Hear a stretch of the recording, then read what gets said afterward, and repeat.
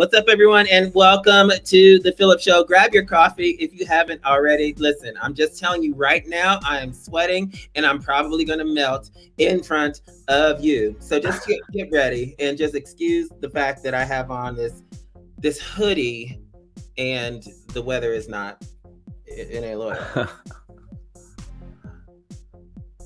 One of the reasons why I wore this hoodie is this is part of one of my lines. And it says, I am enough. And I think a lot of people, they struggle. And by a lot of people, I mean me as well. So I don't take myself out of those categories. But we struggle with identity. We struggle with knowing if we're enough. We struggle if we're doing enough. We struggle with all of these things. So today I wanted to wear this to remind you all that, first me, but you all, that you are enough. So whatever you're going through out there today, just know that you're awesome. At the end of the show, I'll say you're the best you in the world, but let me just say it now. You are the best you in the world, and nobody can do you like you. And I'm so excited to have my friend on the show today. I don't normally call my friends out, so you don't normally know that they're friends of mine, but I met Dante. We were doing music, and then his life became much bigger, and now we're into finance. So I'm excited to introduce him to you today. Dante! What's going on? Hey. I'm honored. We've got a long story together, so this is really cool. Yeah. Yeah, we really do. And I know that you're a musician, you do music, but now you're in finance. I'm questioning, like, how did you get there? Like, what? Yeah. Because last time we saw each other and we spoke to each other, we're like doing, tracks and writing references and doing all these things. But somewhere along the way, you said, you know what, finance is going to be it. And you've been super successful there. Well, so how did you know that finance was like a thing? I didn't know, actually. It wasn't something I knew. It was when I was in college, I wanted to go to med school. I mean, I wanted to do to make a very long story short, I wanted to do trauma surgery. I thought it was exciting. It was different every day. It was well, I don't want to say exciting twice, but yeah, that was I knew that I needed very variety in my life. I knew I was always somebody who, when I fell into a routine, I get bored easily. So I felt that's what I wanted to do. And then, to make a very long story short, I just toward the end of college, I had a couple big things happen in my life that kind of changed the trajectory of where I was going. It was rather abrupt and rather emotional. And then next thing you know, it's like one thing led to another. And I'm getting recruited by a national brokerage firm, and they hire me on the spot. And then, to make matters even more exciting, I start 10 days before the World Trade Center goes down. So that's another part of the story. It's pretty interesting, but yeah. Wow. So the timing was also odd. Oh man, really off. Yeah. That was after you and I met. I mean, yeah. Yeah. I remember where I was in the, when that happened. And, for you to be shifting careers in the middle of that, that's crazy. Yeah, it was. I mean, it doesn't seem as crazy. It didn't seem as crazy then. Yeah. You're going through it, and you're it's almost like, it's like the CEO of LinkedIn said that, starting a business is like jumping off a cliff and building a plane on the way down. So you're just kind of going through it, and you're trying to shrug off all the punches and, duck and dodge and just make it, survive, racking up credit card debt, just trying to pay the bills and believe in yourself. Right. So yeah, it was rough, no doubt. And I don't know if I could do it again now with kids, with young kids, because I feel responsible in a much bigger way than, just being responsible for myself and one other person. So, well, that's huge. I think that's huge. And a lot of people, when they hear stories and when they hear journeys, you also have to put the person into context where it's like, what are they responsible for? So you have a family. Tell us, what's the family? Yeah, sure. So I married my best friend back in, I was 24, she was 21. So we got married a little younger than most people do, but we dated for 3 years first. So I don't know, we were just fortunate and lucky to meet each other as early as we did, because I know not everybody gets that opportunity. Yeah.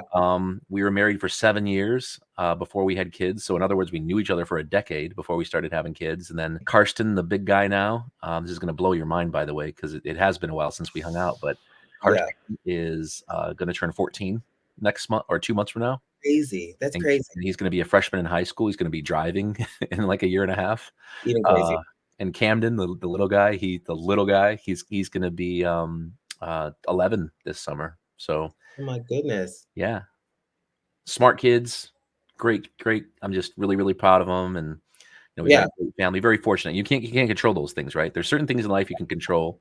Um, like yourself and your health and how you behave and how you react to others, but you can't control half of your relationship with a spouse. You can't control whether your kids are healthy. You can kind of control how they behave to a certain extent, but at the end of the day, you can't control it all, right? So I'm pretty Yeah, fortunate. you go into it with intentionality. Yeah. Like I'm intentionally trying to X, Y, and Z. And then like people happen. Oh man. Yeah. And then people happen and it's like, Yeah. Life happens. yeah. Life happens. So let's talk about you. You have a company and you are doing some incredible things in the area of financing. How did you get there? At the end of toward the end of college, I was a senior, and the details are basically when I was in college, I didn't drink at all. I was like really, really straight and narrow, go to class, um, you know, and I competed for Ohio State in Taekwondo, and that was really important to me. I've always been a very goal oriented person, so I Yeah. feel like the Taekwondo kept me focused on class and goals and staying, on the straight and narrow and doing the right things. Mm. And my senior year, I unfortunately had a career-ending injury, and I did pretty well at it. Competing for Ohio State on their club team. We didn't have a varsity team, but we competed against other varsity teams. We went to states, nationals. So my senior year, my last year of eligibility, my goal was to get to this, national tournament and place first or second. And I ended Mm. up ripping my hamstring halfway off my pelvic bone. So not like a muscle tear, but like where your hamstring connects to your pelvic bone. I ripped that halfway off Oh my doing a God. stupid fluke thing. I was being an idiot, but when that happened, the doctors just basically told me, "Look, you're never going to fight again. That's it, because it doesn't Mm. heal. We can rip it off and put it back on, or we can just let it go, and you're still not going It'll to fight never be anymore." the same. It'll Yeah. never be the same. So Yeah. looking back, it's pretty obvious that I got pretty depressed. Mm. It was a big part of my life, and having to give something up way prematurely, than I'd planned on, and then having no control over it was really, Mhm. really rough on me. So I kind of started honestly catching up for lost time. I started going to more parties. I started, hanging out with friends more instead of focusing on school. And I remember Oh, calling my dad, walking down Neal Avenue, Ohio State's campus one night, like pretty late at night. And I remember calling him up, kind of being terrified to tell him, look, I'm not going to go to med school anymore. I'm going to, I'm dropping out of the program. And he says, well, what are you going to do? And I was like, I don't know. I've thought about just a couple other careers, but honestly just don't know. And he goes, what about being a financial advisor? He was like, well, you've got that virtual stock exchange account you're messing around with all the time. You're good with people. And I think that's mm, probably more important than most things. I think some people probably want to work with somebody who's good with people, not just good with numbers. And that's it. Not very personable. So he's like, why don't you meet my financial advisor up in Cleveland and see what you think? So I went up, I met him, and I was like, I don't know. I was intrigued, but I wasn't sold. And one of my problems with most industries, let alone the financial industry, is that I feel like there's a lot of conflicts of interest. And I'm extremely passionate about ethics and fairness and doing the right thing. So yeah. I was concerned about getting, in my mind, being a financial advisor was like being on this sales floor of brokers that are like selling stocks to people. And, if the investment doesn't make sense, you're doing it anyway because the company says so. So Yeah. when this particular brokerage firm, I won't name them, when they hired me, they basically gave me the opportunity to you're working for them, but you're essentially starting your own business. So there's nobody watching over your shoulder. There's nobody telling you what to do, how to do it, what to offer your clients. And most people didn't do financial planning, but for me, that was something I really wanted to do: create solutions based results as opposed to just selling investments. And Mm. so I thought, you know what, why don't I give it a shot? And I didn't have any other plans, and so I gave it a shot, and I quickly, like I said, 10 days before the World Trade Center, this is I always joke, about 60 pounds ago, and I look like I was 16, and I'm trying to get people 3 times my age to trust me with their life savings, and then the market's crashing. So it was not an easy time, but I fell in love with it, and it all of a sudden became an obsession, to go out there and help as many people and save as many people as I could from bad advice, and just treat others like you want to be treated, all the one-liners that you hear and the cliches, but yeah, I mean, so here I always say now it's been almost 23 years and I haven't worked a day in my life. I've been Oh my having gosh. fun for 23 years. I'm very, very, very fortunate. What do you actually do? If only it were as exciting, right? Finance and financial planning.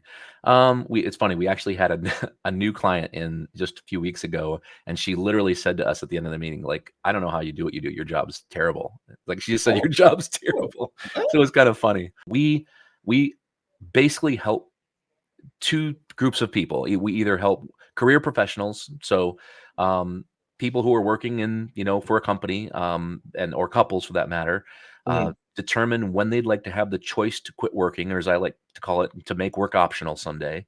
mhm, And then we look at where they are today, everything from a cash flow analysis to their budget to how much they save to pensions in the future to Social Security optimization.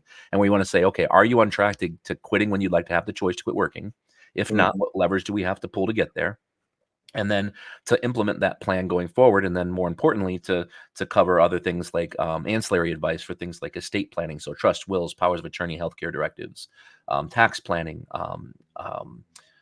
investment management, of course, helping them invest the money. We do all that. Unless very, very few people, some choose to do the investing on their own, but we're talking like 2% of our clients do that. So in most mhm, cases, we're investing the money, which is what we call implementing the plan. Insurance planning, we're technically fiduciaries. And again, we can get into that later if you'd like, but what that means is we have to do what's in our client's best interest, even if that means less revenue for the firm. And the way that's enforced is more than a decade ago, I had to get rid of all my brokerage licenses, insurance licenses, because legally, to be a fiduciary, you cannot have the ability to charge a commission because commissions are where the problem in this industry is. And if you can't legally charge a commission, then we could tell our clients to do, XYZ or ABC, and we get paid exactly the same. It doesn't make a difference whether we mhm. have our clients invested in 100% large cap blue chip stocks or the Swedish krona. It's we get paid Yeah. exactly the same. So basically, we're giving all this ancillary advice for things like even though we don't sell insurance, it's insurance planning. So home and auto, liability coverage, life insurance, long term care, health.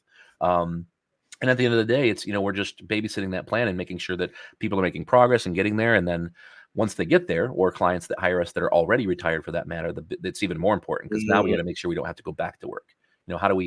How do we conservatively ensure and put this plan together in a way that you can continue to live the lifestyle you want to live without ever having to go back to work, or as I like to joke, spend your golden years at the golden arches. Um, and then I'll very quickly say that the other big group of people we work with are business owners. So that's a Oh, little bit more convoluted, but it's we're not only doing what we just mentioned, but some fun statistics. 80% of business owners' net worth is usually tied up in their business, which mm, means they have to sell the company someday to realize 80% of their savings. yeah, So, and yeah. then here's the sad statistic: 83% of companies never sell; they dissolve because the business owner doesn't plan in advance. And something like we call it the D's, so divorce, disability, death, disagreements with partners causes them to dissolve, and then they end up their family and them ends up with nothing. So that's kind of a big passion of mine too, is helping business owners realize the need for awareness and the need to plan today, not wait until you're 70 when it's time to sell, but plan to sell today so that you're ready to sell anytime. And by the way, by planning, you're going to grow faster and have more fun anyway. Is there a minimum age or a minimum income that you require to financially plan? A lot of people, when they're like, "Oh, I'm a financial planner," it seems like we will, and by we I mean me, but it seems like we will elevate either the age or assume that you have to make a certain amount of money in order to even be considered for any sort of service. Is there any minimum age or minimum income requirement to get a financial planner? No. Well, yes and no. First of all, I just want to applaud the point you just made or the question, because it's a great question. I think it's one of the problems in our country Mm, when it comes to retirement readiness, as we call it. mm, Is I think that people have these preconceived notions that just simply aren't true, and as a result, they kind of just keep doing whatever they're doing, and yeah. whatever that is what it is. Like they're putting the minimum they need to put into their 401k to meet their match. They're doing little things they heard on TikTok, but they're not doing Yeah. what they should be doing. They're not getting advice because they worry that I'm too young, or I don't make enough money, or I don't have enough money to have a Mhm. financial advisor, a financial planner. So the reason I say yes and no is because, at our firm, until just a year or two ago, we used to have a $500,000 minimum, and that was it.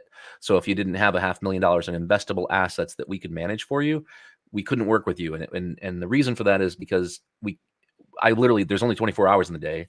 And there came up, at first it was $100,000 minimum. Then over the years, it went up to 250. Then, at a certain point, it's like as a business, you do a good job. Of course, you get lots of referrals from, centers of influence, professionals, other clients, people just Googling you. And at a certain point, you start realizing, geez, I'm booked out 8 weeks. Mm. And in order to help people now, I'm having to work later or earlier, and my kids aren't seeing me. So Mm. as a result, you don't want to turn people away. So you just raise your minimum as kind of a solution, I guess. Yeah. But we got to a point, like I said, a couple of years ago, where we didn't feel good about turning some people away, but I really felt like we could help them a lot. And they were in tough situations where they had a bad experience with another company. And we said, you know what, let's start doing things. Let's add an additional service offering. In other words, we'll have the minimum for full service, everything I just shared with you, financial planning, investment management, implementation, everything. And then we're going to have another fixed flat fee option for people under our minimum. We'll still help you, and you'll still get the exact same service that we would give our, $5 million client, but we're just going to charge a hard dollar fee for it. And that's, based on the complexity of your plan, what your portfolio composition today, how much work we have to do, the advice we have to give. And that way it makes it more affordable for people who are younger, but don't necessarily have that kind of money yet. We as people have a very high propensity to highlighting the negatives. Why is being ethical so important to you? Sure. Oh man, I feel like the easy answer is the one that just jumps into my mind is so I can sleep at night. I Yep.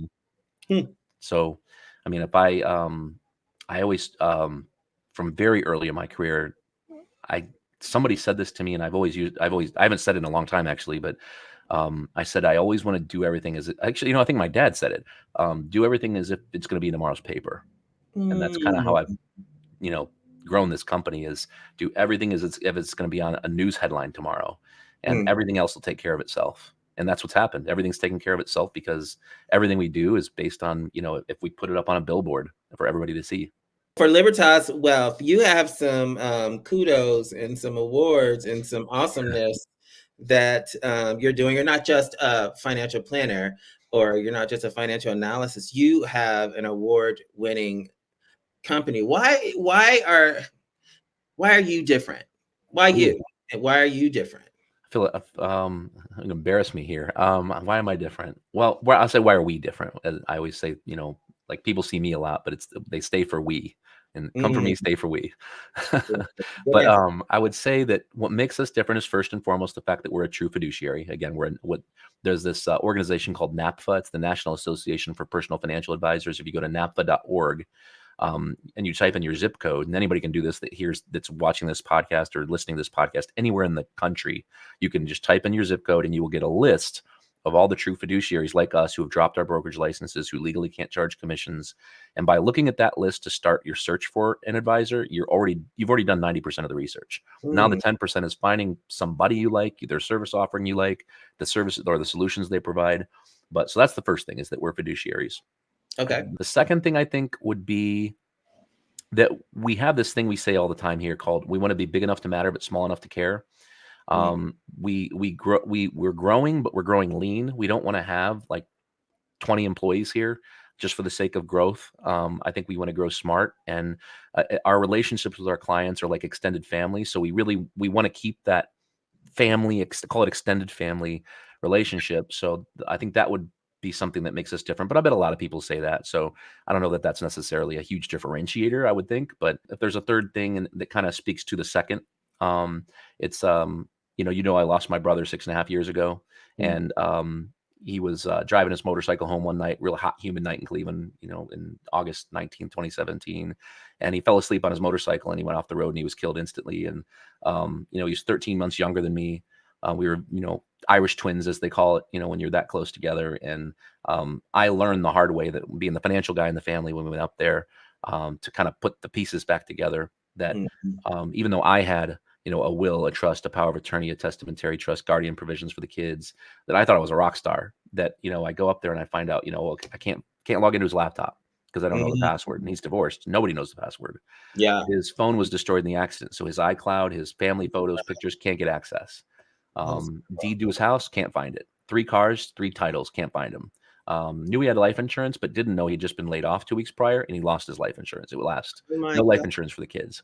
So what we did with this situation is I came home and told Donna, which obviously, my wife, Donna, I Yeah. said, I promise you never are going to have to go through what I went through with Kyle. And so I built this kit for us that we call a My Promise kit. And in the front files, it has the legal documents like your healthcare directive, powers of attorney, surgical history, medical history, prescription drug list. And that also goes on this. Actually, I'll show it to you. I've got one sitting here. It also goes on this USB ice key. It's like a key that goes in your keychain. So if you're in an accident, if you're out of state, all that stuff's right on you all the time, but nothing's personally identifiable. So, if you lose your keys, you can't have your identity stolen, but everything's right there. If you get in an auto accident, first responders know how to treat you.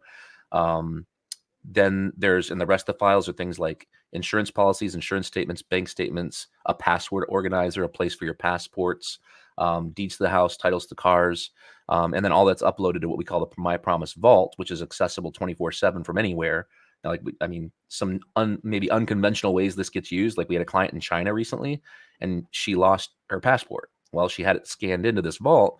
She go to the embassy, gets the passport, she can come home. So it's silly things like that. But more importantly, when you lose a family member, whether that's your spouse or anybody, it doesn't really make a difference. And you're the executor, or you know the executor or the trustee. The last thing you want to worry about is money when you've lost somebody that's close to you. So we do these kits now for all of our clients, because we started one for us. And we thought it'd be a good idea to do it for our clients at no charge, just because we think it's such a huge, I don't know, I don't want to call it a secret, but it's a cheat code for end of life, when obviously tomorrow's not promised. We just don't know, when we're going to go. Why do you think, and I'm glad that you said that, because I have some people that are, some friends that are in the life insurance industry. I have some friends that are in the financial industry. Why are people so reluctant to pull the trigger and say, I need this? I think it's not fun to talk about. It's not fun to talk about our end of life. I don't think it's fun to deal with, to face it. Here's a stat for you: 52% of people don't have a will. Isn't that crazy? More than half. I mean, and then the people that do, most of them, they don't know where it's at. If they do have one, they don't know if it's been updated. It might be wrong. And we don't value it. It's not a valuable piece of. It doesn't do anything for me right now. We'll see situations where people will come in and it's their second marriage and they still have their will with their ex. I mean, it's kind of a problem. Or I was just on the phone with a friend of mine today who he had a second marriage, and he was in the hospital, and his healthcare power of attorney was his ex, and he was in a different state. So the decisions that can be made on his behalf are his ex in another state. I mean, that would render it a little obsolete. It's a problem. Yeah. I find that, end of life and forward thinking, that's not tangible to receive right now, is always the last thing that we put on the front burner. It's the last thing that we're like, oh, this is important. I need to do this now, because it seems like, I think a lot of people think they always have time. Oh yeah. Like it's not going to be me. It's not going to happen to me. No, or it won't happen to me today, or it won't happen to me next year. Maybe, like I'll get around to it. Yeah. Right. Like I'll get around to it. That really hit me, because just on some other levels, there are certain things that we just talked about that I really need to. It's most people. You're like schooling me right now, and it's like I really need to tie up some things and make sure that there are certain things in place. The questions you asked, though, are so good, and it's not fair for me to answer them and say, here's what you need to do and here's what I've done, because I do it for a living. So, and I think that goes back to something else you said earlier about the intimidating nature of walking into a financial advisory firm. You picture like fluorescent bulbs and hospital-like wall coverings and suits and ties, and it's like it's not pleasant, right? I mean, that's why our office is set up like a spa. I told when we first built it, I'm like, paint everything like a spa, make it look comfortable. But it's I think that it's easy for me to say, because when I've been doing this for a living, so of course I have all that stuff in order. But most people don't. I mean, most Yeah. people, the average. Here's a crazy stat: the average person starts their financial planning, retirement planning, and builds a plan for the very first time at 52. That's average. Half or more, half or later, half or earlier. That's sort of an arresting stat. Mm-hmm. You know, that's a hard number to hear. Specifically if I'm just trying to internalize it and like, where do I fall in this, you know, in this range? Am I prepared? Curve, right? Yeah. Yeah. Am I prepared? You know, have I thought about it? Have I made it a priority? And is this important to me? And do I value it at all? Tell me a little bit about your company, Libertas. Sure. The name people ask about a lot about, and I always, I couldn't, the joke is I couldn't find a name in English that wasn't already taken for the website. All So right. it's serious.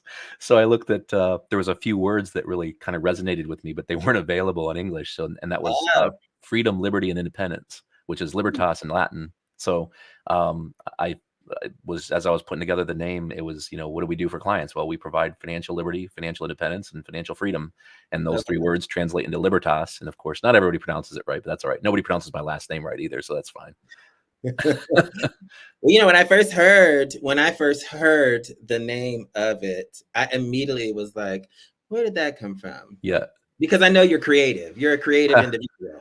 You know, so it's just like, I just really want to know why. But I still can't put an arrangement to a track, Phillip, just so you know. I still can't do it. I need you.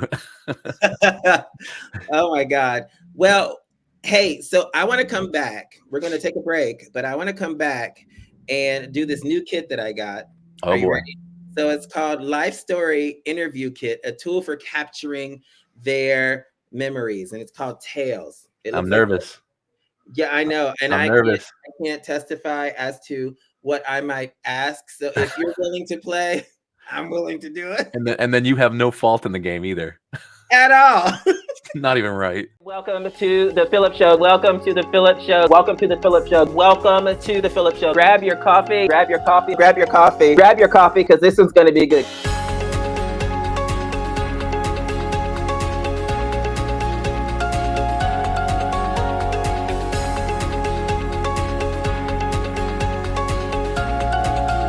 You are the best you in the world. I will see you next time on the PHILLIP Show.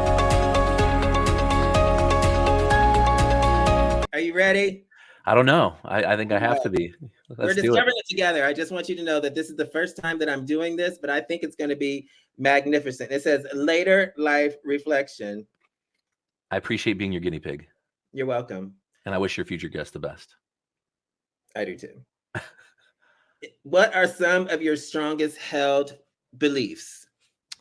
Ooh, well, okay. I would say the first we hit on already, like ethics, and that, you know, ethics would be a big one for me. The second would probably be right and wrong, fair. Like I always, my mom dropped off 5 boxes of keepsakes at our house recently, and I just went through them all. And I was literally reading letters from her when I was a kid, saying, you know, things to me like, you know, really appreciate your sense of right and wrong, but, you know, you'll learn to, you know, that life isn't fair and things like that. So it took me back to my childhood of how stubborn I was and how I expected life to be fair and people to be fair. So I would think fairness is a big one for me. And I would say the last one, if I had to, because 3, right? We always have to have 3. It would have to be always trying to look at things from a positive standpoint, or when things go bad, I always check myself. And it's usually when I'm alone, and I'll think, okay, you know, if I'm having a bad day, if I've had something bad's happened to me, I always try to put it in perspective and think like, how much worse could it be? And just to kind of recognize like how good I have it, you know, because it's all relative. Yeah, that's really important, because we can error on the negative, and there's so much more dynamics. Okay, later life and reflection. What is something that you like about our generation? And I'm being generous with the word "our" because I'm older. Just want to say our, we're the Gen Xers, right? So I don't know. Am I allowed to say that? I will decline. I think you and I are both Gen Xers, aren't we? I will never say out loud. You're not gonna say out loud because we get stereotyped because Exactly. I was that guy that didn't want to get a phone. Like I refused. I thought it was so annoying. I didn't want a phone. Everybody has a phone. I I call them mean, no, I've had iShoot. fun. Like well, because I've been doing marketing for forever. Yeah.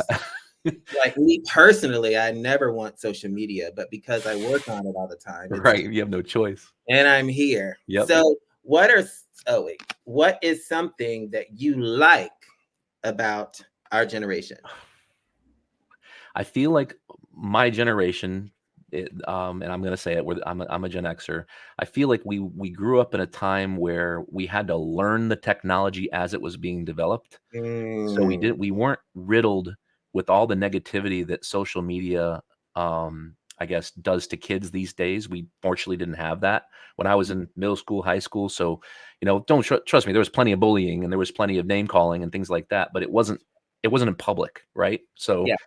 we didn't have that, but we learned the technology as we got older. So we learned what it was like to be before and what it's like after. And I think as a result, I don't think my generation is as addicted to their phones and 30-second videos and things like that as Mm. the generation behind me and behind that and behind that. So it's not as good as the generation ahead of us, right? But still, I mean, and then of course it's individually different for different people, of course. I I'm think sure. we have a different perspective. We know a life without that. Yeah. Right. So we know that we can live without that because we've done it already. Yep. Hmm. Of course, I think that sometimes people get upset at us for not responding fast enough too. Well, Right. Like with Philip, if you didn't respond to me, like I texted you yesterday, you didn't text me till today, I don't care. Like, or if you say K, I'm not gonna be upset at you. It's fine. like yeah, the text language Yep. and Don't say K. was it I've learned that the hard way. yeah, like there's that's a whole nother conversation. Okay, so we're just gonna do one more. Life, later life and reflection. What makes you feel the most alive? You know what? That's a really interesting question because of its timing. I mentioned, well, you started this whole show talking about how we knew each other very early in life. What 20 something years ago we met. The transition from college and Taekwondo to deciding I wasn't going to do med school and getting into finance, and that you were all there when I was going through that transition, and then afterward, of course.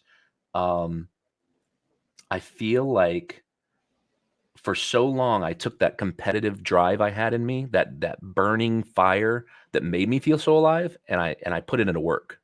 Hmm. And so that's, I think, one of the reasons why the business has done as well as it has over the years is because I just obsessed and obsessed, just like I did with Taekwondo. It was like Mm, practice 3 days a week. Well, that wasn't enough. Do extra practice. Run 6 miles every morning. mm, And so in work, I would just obsess about it, and not in a bad way, but I loved it and I couldn't get enough of it. And then just, I mean, it's been almost 23 years now, and just this 2 weeks ago, this is why your timing's so good. mm, My I hadn't put on a Taekwondo uniform in 20 something years, and mm. my kids have been doing Taekwondo now. Karsten for 6 years, Camden for like 3, Yeah. and they kept begging me to come do it with them. And finally, I said okay, and I got a uniform tailored, and I went to practice. And after my first day of practice, I will tell you, the technique comes back really fast. That's the good news. The bad news, the cardio doesn't. So, so I felt destroyed at the end of it. But when I got in the car, it was just me and Karsten. And Karsten says to me in the car, he goes, "So, Dad, what'd you think?" And I just, I didn't think to answer it because you don't usually answer your 13-year-old son this way. But I Yeah. just said to him, I don't know. I just feel so alive. Like I feel like Mm. you got the business going well. You got 2 great kids. I'm very fortunate to have, an amazing wife who's my best friend, and I feel like this has been missing for a long time, and I guess I didn't know how important it was, to me. That's incredible. For you to even realize that is for you to see that glimmer, if you will, Yeah, of that experience and pull out, even though you're exhausted, for you to pull out like, tell me. wow, this is really amazing. Well, thank you. Yeah. I hadn't felt that good. I mean, I trust me, I'm positive. You know me, I'm positive almost all the time, but I Yeah. didn't know I could feel better. Let's put it that way. Mm. Gotcha. Gotcha. Well, I want people to be able to connect with you. I know people are going to have some financial questions and they might have Sure. some other questions. about, how do you just keep going? How do you do that? Where can people find you? I would say you can find our website's probably the first place to go, libertaswealth.com. I'm on Twitter at Adam Koos. It's ADAMKOOS. I'm on Instagram at Adam D Koos, hence the Dante. I think those are probably the 3 best ways, I guess. And then just email. You can email our office at info@libertaswealth.com. And I always say you never have to be a client to ask a question. I've been doing this way too long, and it's not about money anymore. It's about, like I said earlier, just giving good advice, good sound advice, and helping people out, saving them from bad advice, things like that. So I'm always happy to field questions because, like I said, this isn't work for me. This is fun. I love it. And what I will say is you step into every situation and produce excellence. Oh, thank you. Yeah. Whatever you do, you're committed to it to an excellent point, an excellent end. So I'm so excited for you. Thank you, Phillip. Yeah, absolutely, man. I think you're awesome. And I still be playing tracks. I was gonna say I couldn't end this episode without saying we've got to do it again someday. We have to. We literally have to. Let's make it happen. I'm down. Let's do it. Dante, thank you so much for being here and sharing your story. Thank you. Just being so transparent and inspiring. Sure. No, I'm honored you brought me on. Thank you so much, and I'm looking forward to spending a little bit more time together than maybe once every few decades, right? I don't want to age myself. We're all busy, right? All right, 2 decades. Yeah. Like decades just sound so long. Well, you're so much younger than me, though, so I get it. I just had to say it, Okay. Dante, thank you. So that's Adam Koos, Dante, and Libertas Wealth. You'll have all this information on the PHILLIPShow.com or PhillipWork.com. But if you don't take anything else away, know that you can shift and be excellent. You can pivot and be tremendous. You don't have to have it all figured out. But what you do have to decide is, will I step into this space, whether it's new or old? Will I step into it with excellence? And I think that we discovered that today. I want to say thank you to Tails for these life story interview kits. I really like them, so they're going to come back because they're questions that I wouldn't ask normally. But for you who's out there, whatever your dream is, go for it. Whatever your goal is, do it and make a plan. You heard some things today about life insurance, financial planning. You're not too broke. You're not too poor. You're not too old. You're not too young to start thinking about what tomorrow brings. What does your tomorrow bring? And have you been intentional about securing yourself for the future? So you are the best you in the world. And I will see you next time here on The PHILLIP Show. Don't